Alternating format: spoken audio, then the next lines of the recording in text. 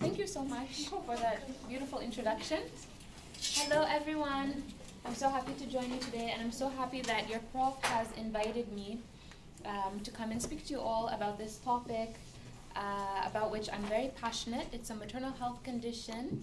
It's called obstetric fistula. So my journey as a fistula advocate, I've been working to end this very tragic condition, of which you'll all learn so much more about today, because there's so much to it. There's the clinical aspect of it, then there's also the psychological, the social, the economic. Since I learned about it at 12 years old in 2008, I learned about it after reading a Wall Street Journal article about this young woman named Ayuba. She came from a country called Niger in West Africa. So Niger, just to give you an idea, it borders with Chad, it borders with Algeria, it borders with Nigeria to the south. And she was married early. She was married at 11 years old. As a teenager, a couple years later, she got pregnant. She gave birth to a stillborn, like Avila said, stillborn boy. And after that, she started leaking waste products. Started leaking, in her case, urine. So this was the fistula that she had that caused her to leak waste products all the time. And this whole resulted after very complicated and difficult labor. She went to the capital city where she had her fistula repaired by a team of surgeons, and she returned to her community where she became an advocate for girls' education. She was very passionate about school. She went to school, she spoke on the radio, and then 2 years later, she died due to complications of an infection. So in one article I read about her, she was alive, and the next she was dead. And I was so horrified in what I learned about her for many reasons. I happened to be the same age as her as the time when I read it. And also because I had never before heard about this condition. So after that, I said to myself, what is this obstetric fistula that causes such damage in the lives of young girls like Anafgat? So that's where my journey began. And I started building awareness about it wherever and however I could. We'll learn about that in a second. So right now, what is obstetric fistula? And we spoke about it a bit. Fistulas occur after a prolonged, so it means the labor is too long, and a complicated childbirth. These women, or sometimes young girls who get it, they've labored for 4 days, maybe 5 days, and the labor is blocked. The baby cannot come out. It's stuck for whatever reason. It could be in the wrong position. Her pelvis, the mother's pelvis, could be too small relative to the size of the baby's head. So the baby has to force its way through the birth canal because it's stuck. So it forces its way to get out. And one of two things can occur in that situation: death for the mother, or obstetric fistula for the mother. So many of these women who have fistula, they've missed death by just a very slim chance, because obstructed labors often result in death. If not, they'll usually result in obstetric fistula. And the direct cause of it is a prolonged and obstructed labor.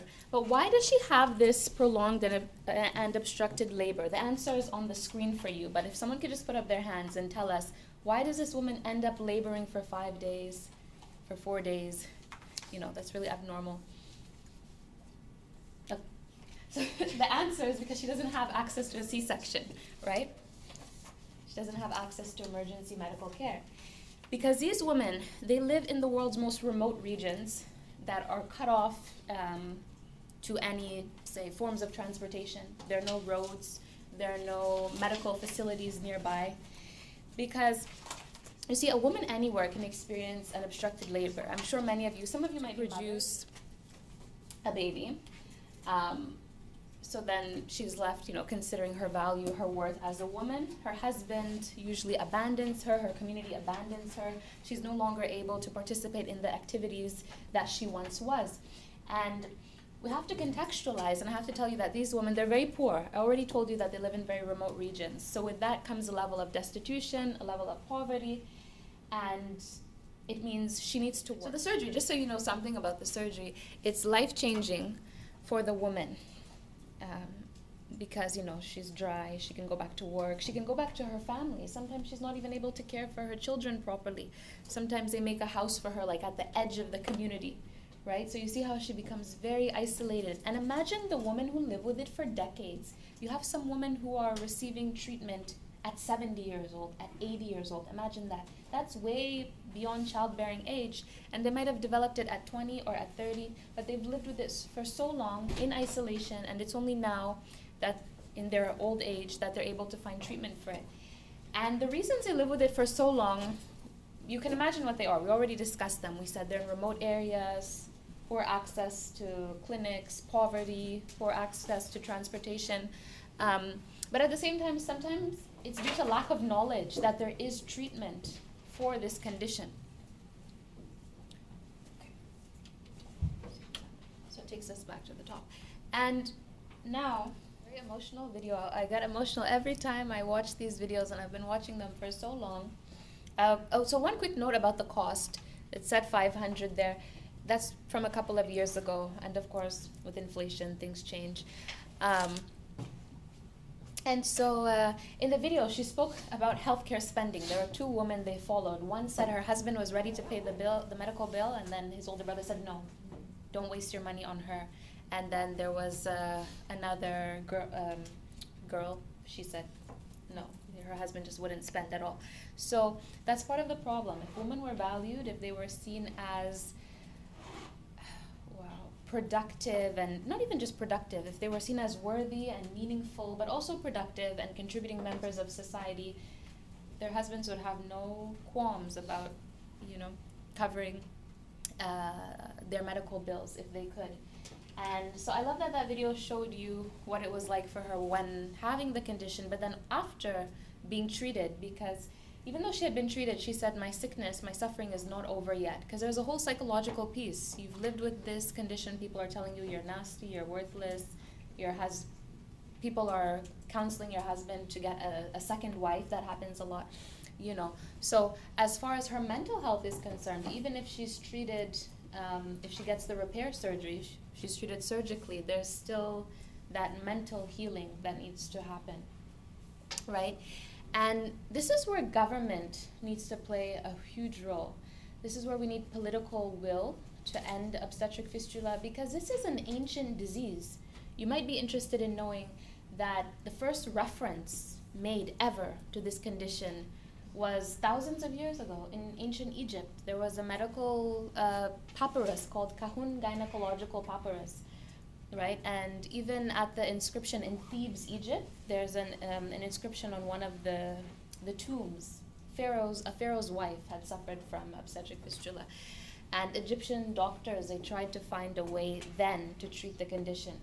That's all to say that it's such an old condition, and yet here in 2020, in modern times, we're sending people to space, we're launching rockets off into outer space. We have 4G, 5G, 6G. Do we have 7G yet? I don't know. But we have all this technology, all this wealth, yet we still have fistula. We still have women suffering from this condition.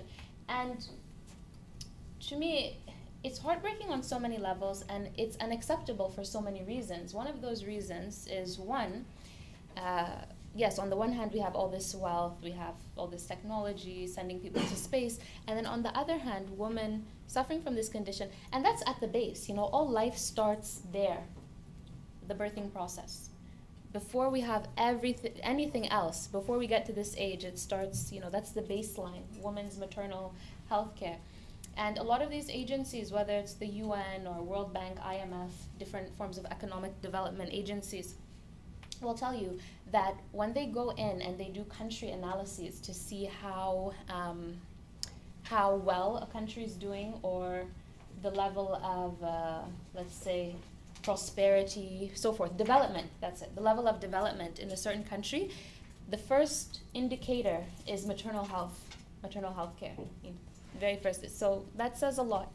And no country can be fully developed. And we already know that women's development and affording women adequate services at the time of birth goes hand in hand with a country's economic and social development, goes hand in hand with people being educated and, having like a productive market.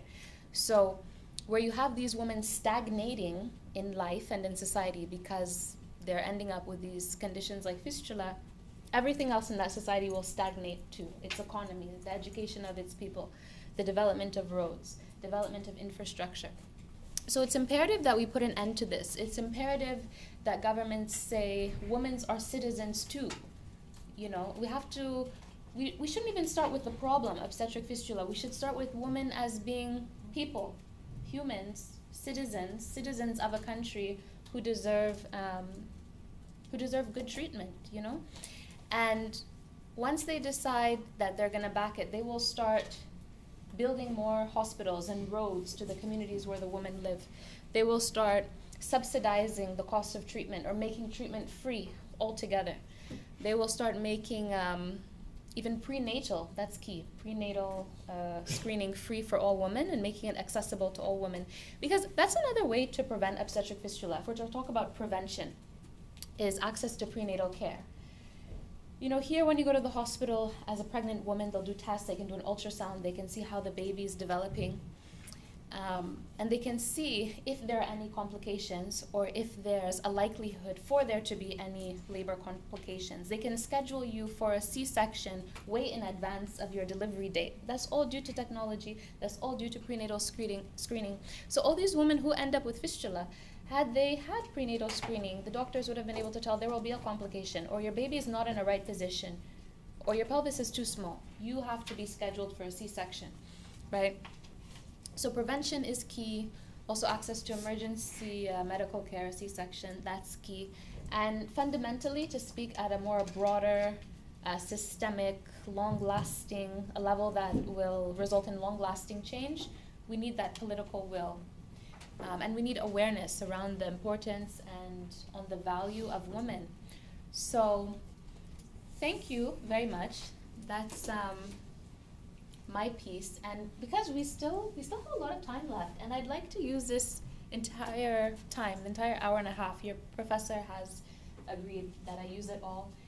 So I'd like to share with you more videos, but at this point, I'd also like to get a sense of what your thoughts are, whether you have questions or comments, because I know this is a topic, not fistula, but I know gender and development is a topic that you work with every week in this class. So if I can get some thoughts from you, or things you'd like to know, things you'd like to see perhaps, please fire away.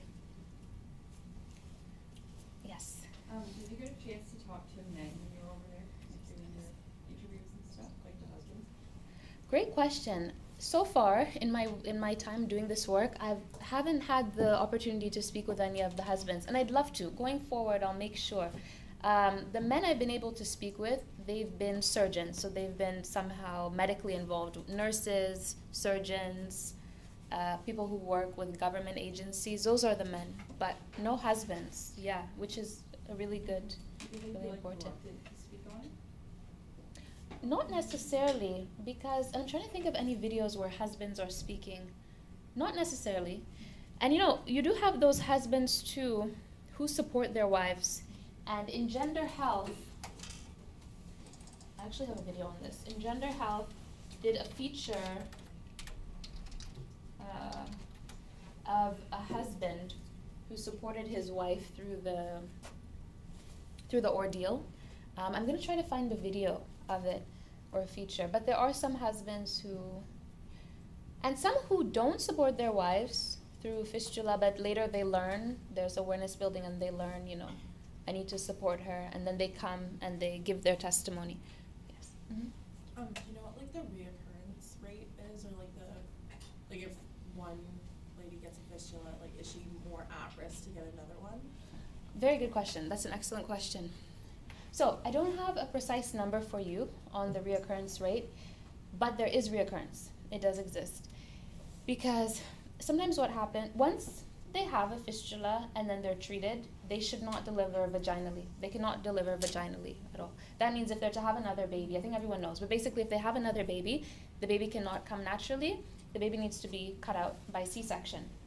Now, what happens is, even though they know that, even though the nurses and doctors tell them, start walking to the facility, start coming back to us, like when you're near delivery with your next child, it doesn't always happen.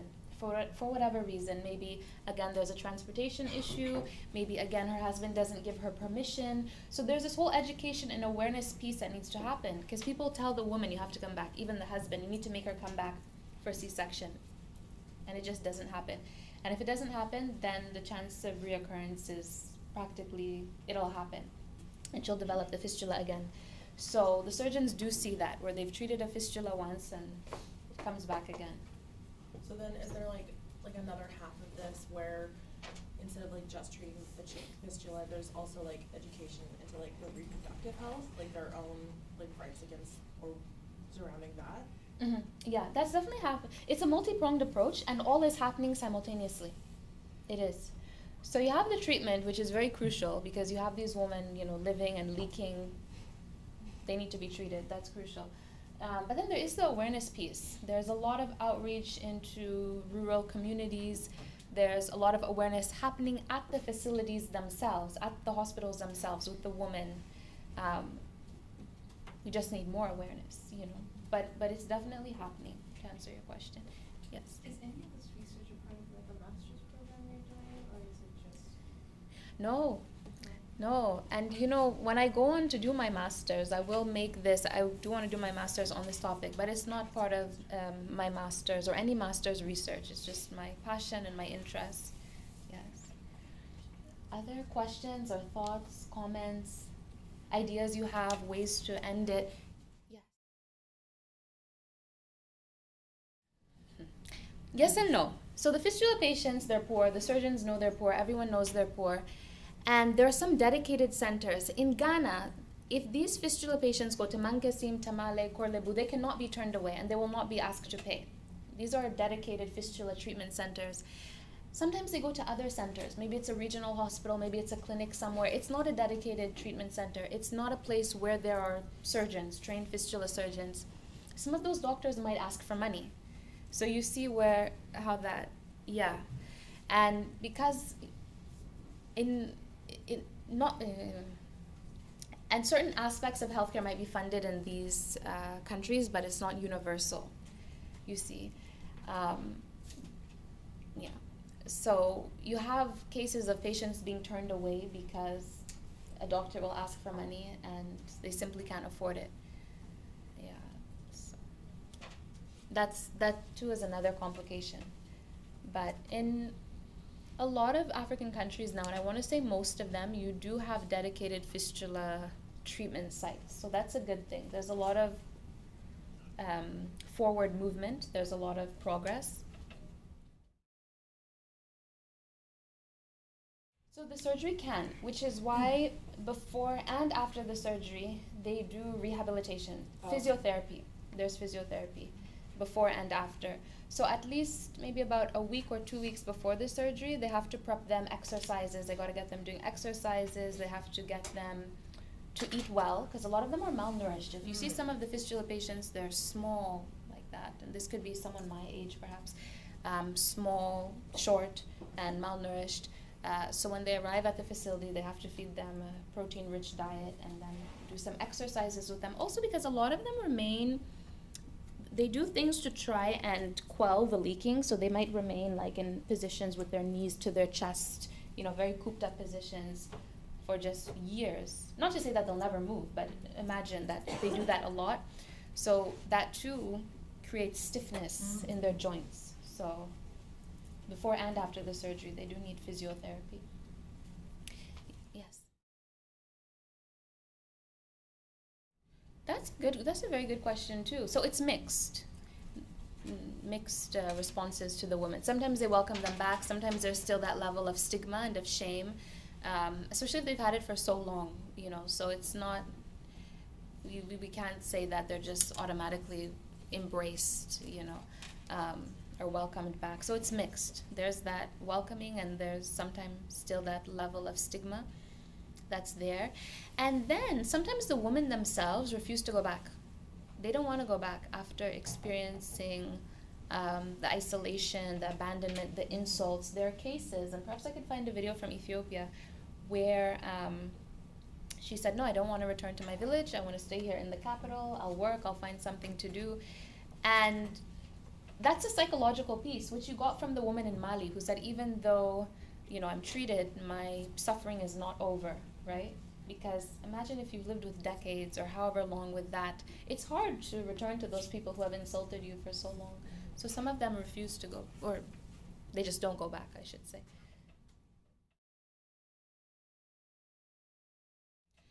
Yeah, a huge impact. And I have a video on my weekly channel about that, actually. The video is called Fistula, a problem for everyone, or a problem for the entire family. And it is a problem for the entire family, because you have these children who one day they're with their mom is doing things with them, taking them places, and all of a sudden that ends. You have people who will tell the children, don't eat from her pot. If she cooks, don't eat from it, So there are all those changes within the family dynamic that happen. You have people who will insult the mother to the children's face. People might taunt the children, your mother smells. So it's hard for the woman primarily, but it's also hard for everyone else in her family, her young children, her husband too, the ones who are, say, supportive and were very much affected by it. So it does have a huge impact on everyone. Imagine, she developed it at 22 years old. There she was at 47 seeking treatment.